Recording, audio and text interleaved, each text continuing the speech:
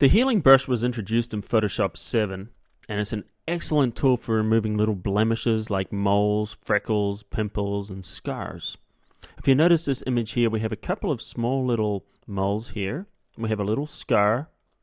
And then lastly, we're going to remove this ring from her eye because she may want to send this picture to her grandmother.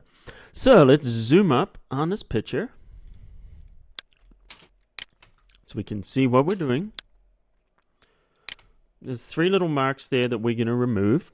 Be very careful before removing moles. If you're doing it commercially, make sure that the client wants to remove the mole. For instance, removing Cindy Crawford's mole would not be a good idea. Choose the healing brush. We want to make the brush size a little bit larger than the area that we're working on. So let's increase the diameter. That's a good size. Now, to use a healing brush, it's just a 2-step process. The first step is we find a piece that is very similar, which has a similar texture, which has no blemishes on it. Then we hold down the Alt key or the Option key. We see this little target. As soon as we click with our mouse, we've taken a sample. Now we move the healing brush over the area that we want to fix and then just click. And it's removed just like magic. What happens is that Photoshop will blend the colors and the texture together to create a seamless blend. Let's try it again over here. Make a selection, click, and it's gone. This is the quickest way to remove blemishes, not just from faces, but from photographs. There's a couple down here we can get rid of very quickly. This is an excellent way for touching up damaged photos.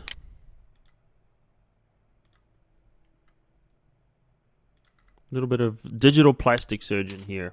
Notice we have a scar in this area. We're going to get rid of this scar using exactly the same process. Just click and drag.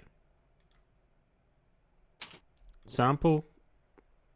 And then click to apply. Alright. Actually, I said click and drag. That was a mistake. Try not to click and drag. Try to just click and just sort of dab it on as we have been. Make the sample and then just click to apply. So the scar is now removed.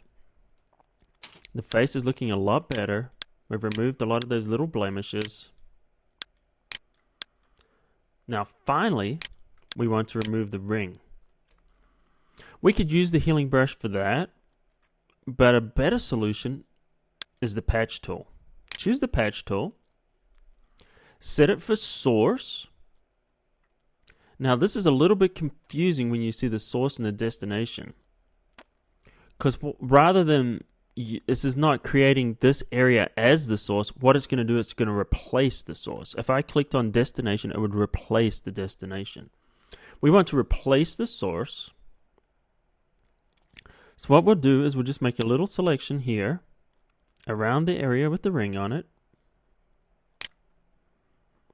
Now, when we move the mouse inside and click and drag, you'll see a sample of the area that we're over that we're going to replace it with. So what we want to do is find something that's going to look pretty seamless.